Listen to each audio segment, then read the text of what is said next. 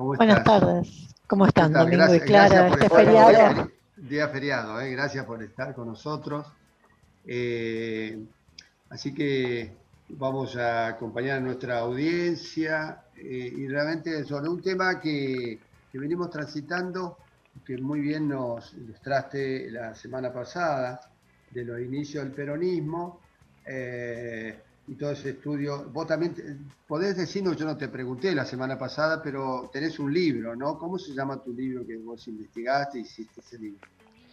El libro se llama Perón Leaks, una relectura del peronismo en base a sus documentos secretos. Y el título tiene que ver con esto que yo contaba de gran parte de la información nueva, que es central en el libro, tiene que ver con documentos que en el momento eran secretos, reservados, y que ahora, hace 5 o 6 años, se desclasificaron y que nos permiten ver todas las comunicaciones entre el Ministerio de Interior, Policía, Sección Especial de la Policía, la Sí. CIDE incluso, y Claro, eso, bueno, abre otra luz sobre cosas que a veces se sabían pero no se podían probar.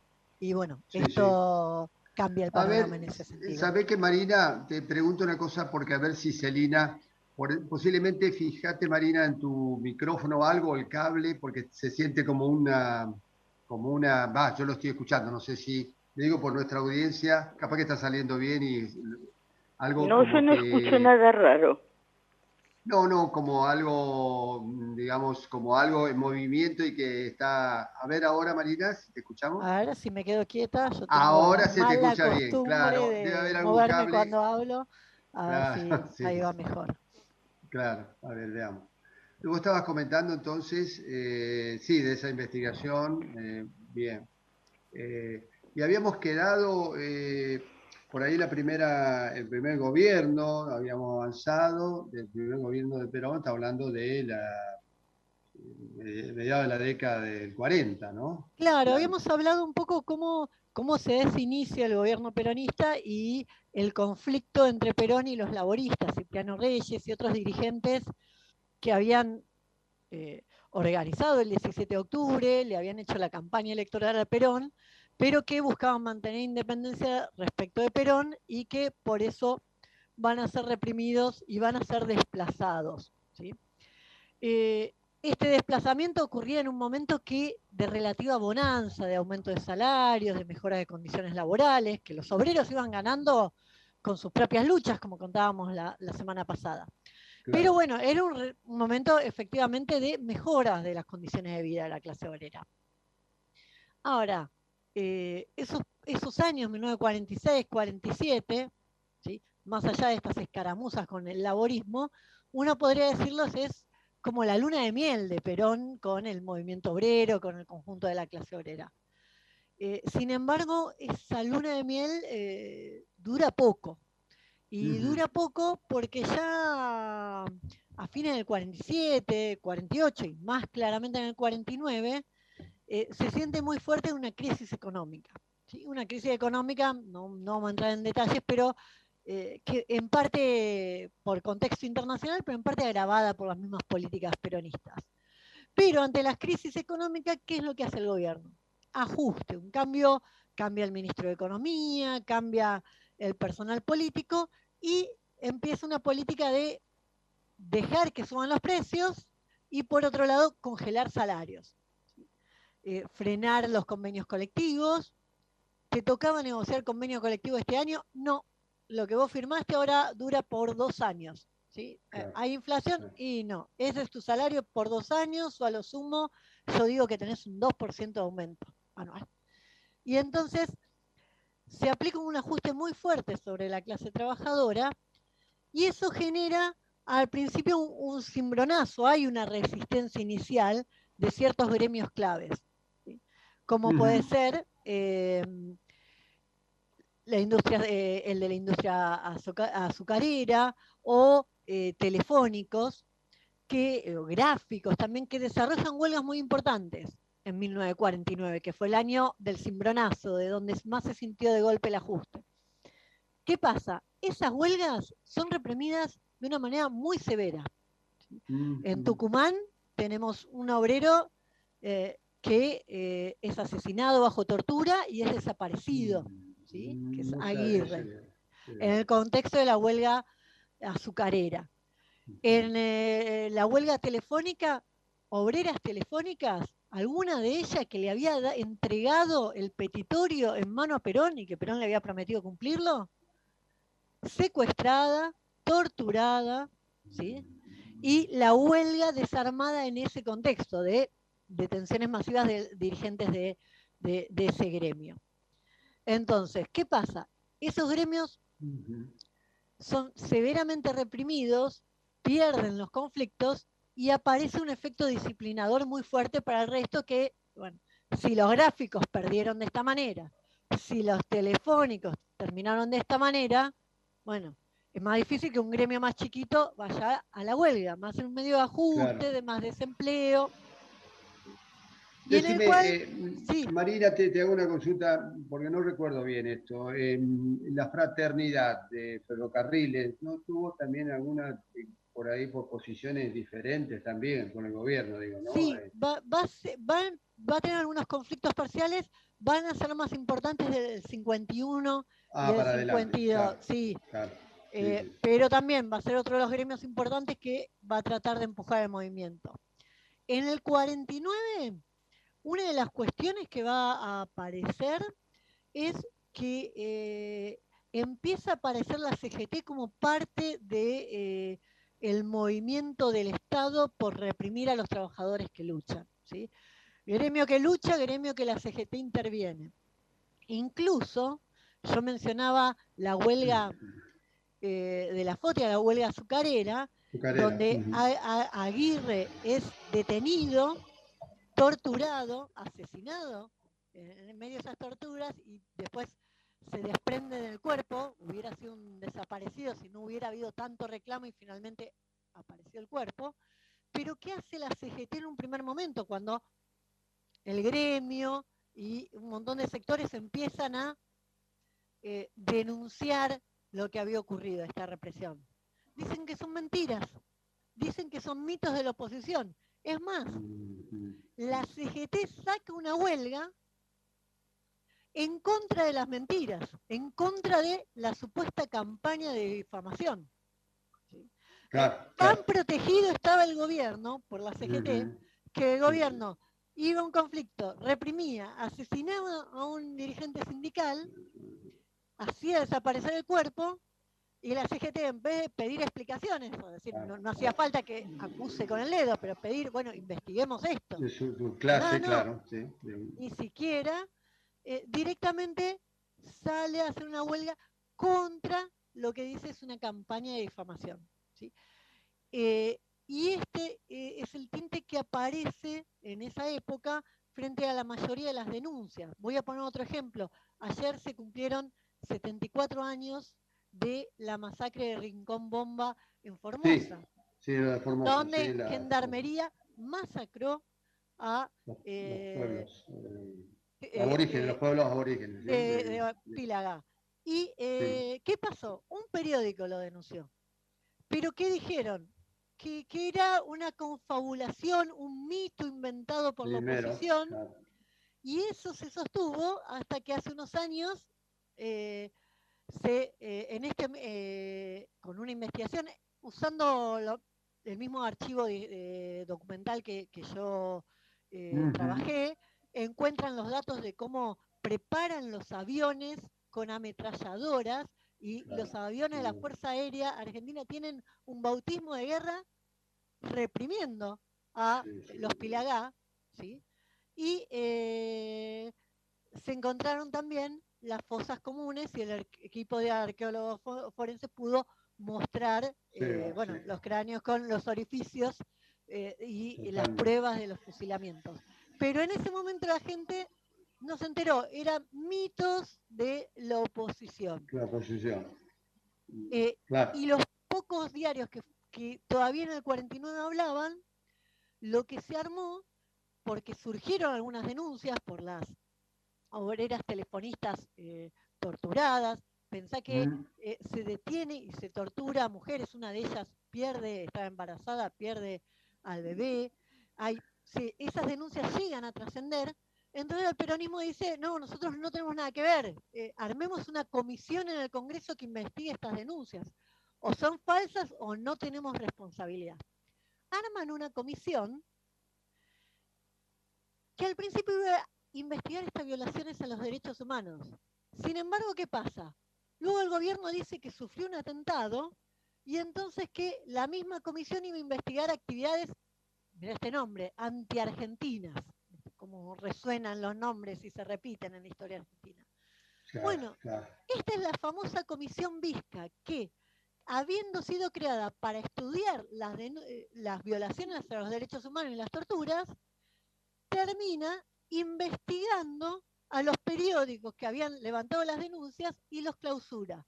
Hay una ola de Sí, censura donde se clausuran centenares de diarios, radios, pero desde Ateneos, bibliotecas populares, en Tucumán, donde habían asesinado a Aguirre, cierran el local de la Liga Argentina por los Derechos Humanos, cierran el Colegio de Abogados que había levantado la denuncia. Entonces, en vez de investigar qué es lo que había ocurrido, investiga y sanciona a quienes habían difundido las denuncias. Por eso lo que acontece desde el 49 en adelante es todavía menos conocido, porque ya no quedan diarios que digan nada por esta campaña de censura. Sí, sí, totalmente, totalmente. Y después, ¿qué vos ves qué eje va desarrollándose? Porque hubo elecciones ahí en el 51, ¿no? Hubo elecciones, en el momento de la renuncia de Eva Perón, que no, estaba muy enferma, pero ya los sindicatos, o sea, las centrales estaban, de alguna manera, son parte del Estado, lo que vos habías Sí, desde el comentado, ¿no? 49 en adelante tienen este proceso de estatización. Desde ese momento que hablábamos la vez pasada, que la elección la había ganado Luis Gay, que era el candidato histórico del laborismo y que le había ganado al candidato de Perón, pero que después lo acorralan y lo fuerzan a renunciar. A partir de ahí, los dirigentes de la CGT son puestos y sacados en gran medida por el gobierno y, y responden plenamente al gobierno, o casi plenamente al gobierno. Después del 52, en el 54-55 va a haber un poco de margen de maniobra o de mayor independencia sindical parcial, pero en la CGT se responde al gobierno y el gobierno ya no tiene que reprimir los conflictos, porque Son los primero mismos. es la CGT la que va a reprimir. No pasa lo mismo a nivel de comisiones internas, de sindicatos de base, o sea, la CGT cuando desaparecen a Aguirre, la CGT hace una huelga contra la supuesta campaña de difamación, o sea, hace una huelga Sí, para silenciar claro. lo que había pasado. Pero cuando vos ves que se discuten las comisiones de base, que eso es interesante, porque en los documentos que yo encontré, no solo encontré las órdenes policiales, el espionaje, sino también están todos los informes policiales sobre las reuniones sindicales, sobre las reuniones de comisiones internas, y entonces sabemos qué se discutía ahí. Entonces, por ejemplo, tenés casos de obreros en Rosario y que después de huelgas de cierto protagonismo, los compañeros mismos le dicen, che, desaparecete un tiempo porque te va a pasar como Aguirre, ¿sí? Entonces, Ajá. Ahora que los nombraste, obreros, sí, totalmente. Marina, ahora que nombraste Rosario, ¿no es que también en esa época, eh, puntualmente de integrante del Partido Comunista, desaparece también? No sé si integraba algún sindicato, desaparecen, ¿no? El Partido Comunista sí, tuvo en ese sí, en momento. Galinela, la desaparición de Galinela, que tuvo más trascendencia mediática, fue más Claro. conocida porque generó una ola de movilizaciones muy fuertes, es ya en torno al 54-55, es al final Ah, del claro, gobierno de Perón, claro. y precisamente por eso llega a tener más trascendencia con grandes movilizaciones, todo lo que tiene que ver con Ingalinela era un médico comunista importante, muy conocido y muy querido en Rosario, ¿viste? Esos En médicos Rosario. de pobres que atienden a todo el mundo siempre, que de hecho lo agarra a la cana en un momento que se sabía que iba a haber una redada contra los comunistas, pero otros compañeros de él se esconden y a él le dicen, che, escondete, y él tenía que atender a una persona, y él dice, no, no, esta persona es urgente, la voy a atender, lo agarra a la cana, lo tortura, como lo matan en la tortura, hacen desaparecer el cuerpo. Y el caso es un caso que trasciende mucho porque hay unas movilizaciones muy importantes en Rosario, ante lo cual, cuando yo leo los documentos secretos del gobierno, finalmente dicen, bueno, el caso ya ha trascendido, es mejor que nosotros investiguemos, ¿sí? Es mejor que nosotros, antes de que otros, mejor que los trapos sucios, y usan textualmente esto, mejor que los trapos sucios los lavemos en casa, demos algún tipo de respuesta porque esto no lo podemos tapar. Esto es lo que es parte de las comunicaciones que hay con el Ministerio de Interior, los policías de Rosario, frente a este caso. Claro, claro. Vos cuando hiciste este trabajo decías, tomaste esta etapa de peronismo, ¿no? No, ajá. No, yo lo único que creía hace un rato antes de iniciar el programa que va a haber, ahora está el 17 de octubre, es el Día de la Lealtad, el peronismo, y queda tan naturalizado, no para muchos, no para todos, digo, pero como la CGT va a salir a la calle, ¿no? A movilizarse, la CGT, digamos, porque una cuestión sería agrupaciones de trabajadores peronistas que salen a manifestarse, pero acá es la estructura del CGT y donde posiblemente hable el presidente de la Nación en esa movilización, porque el Partido Justicialista estaría también convocando o acompañando, digamos, a esta movilización. Vos, como estudiante, como estudiosa del tema de historia, es decir, acá esto de que tuvo distintas etapas también, digamos, ¿no? Porque por ahí habría que hablar también época de fines de la década de 60, una CGT de los argentinos totalmente distinta, más plural, por decirlo así, no con ideas que más democratizadoras, digamos, que eso se fue perdiendo. Después se crearon en la década del 90 la CTA, ¿no? También con otra idea, pero ahora volvemos, se vuelve hacia cerrarse y ser casi parte del Estado, porque digo, uno ve el Consejo del Salario y te encontrás que todos acuerdan y son como parte, digamos, ponen la firma y a nadie le consulta nada, ni hay asambleas, ni hay reunión del cuerpo delegado, de ninguna parte,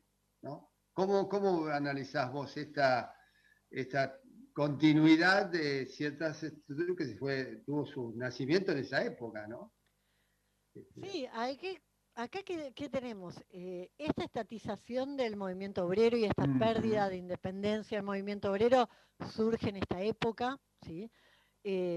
Surge y se manifiesta de un montón de maneras que tienen que ver con las distintas formas incluso de represión dentro de los trabajadores.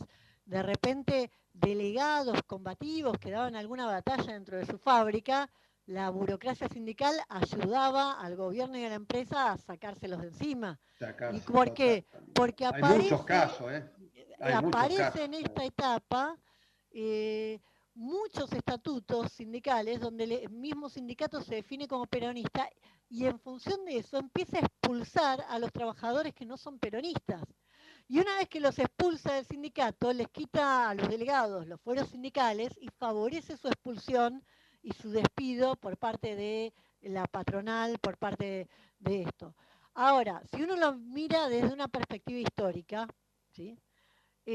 Todavía en el 46, 47, 48, los trabajadores habían sacado una ganancia de ese gobierno peronista. ¿Se entiende?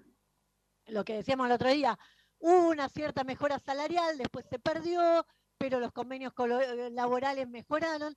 Entonces, sin justificarlo, pero de alguna manera hay una base para esta cooptación de la burocracia sindical.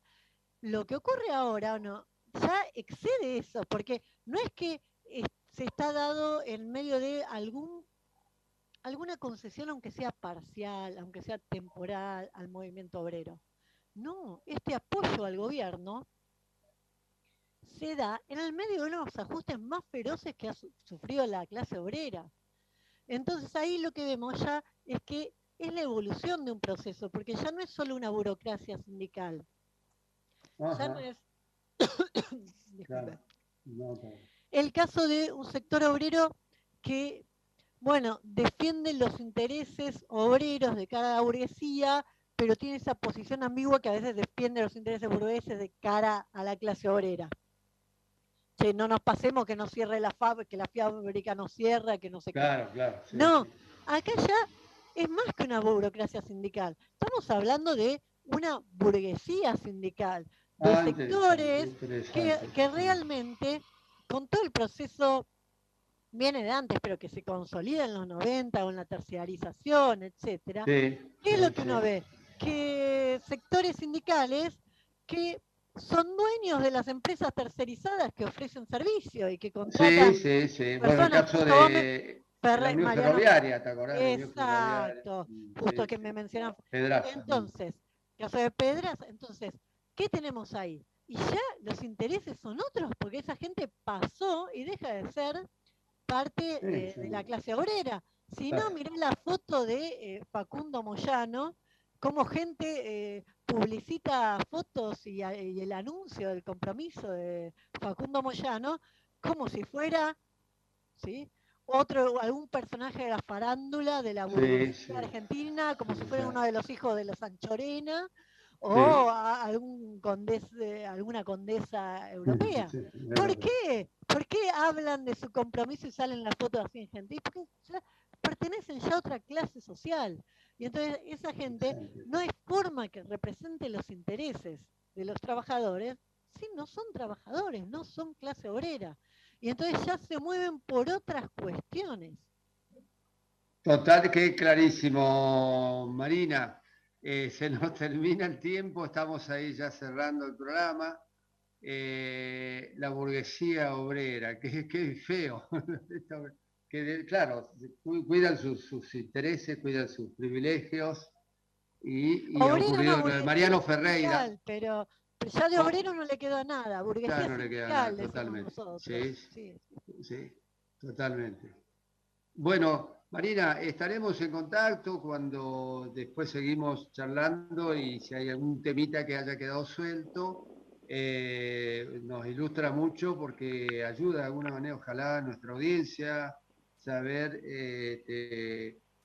creo que se va conociendo cada vez más, ¿no? Para poder saber, es decir, de alguna manera hubo casos así, que bueno, será para desarrollar otro momento, frigoríficos, allá compañeros que han luchado cerca de Varadero, se ve la burocracia, bueno, esta burguesía sindical, decías, ¿no? Así, ¿cómo actúan? Tienen ahí el cartelito, pero los trabajadores están en conflicto, pero eso está cerrado y van a hablar con el patrón primero y después para ver cómo los Como mantienen ahí manejan, sí. tranquilos. Marina, gracias.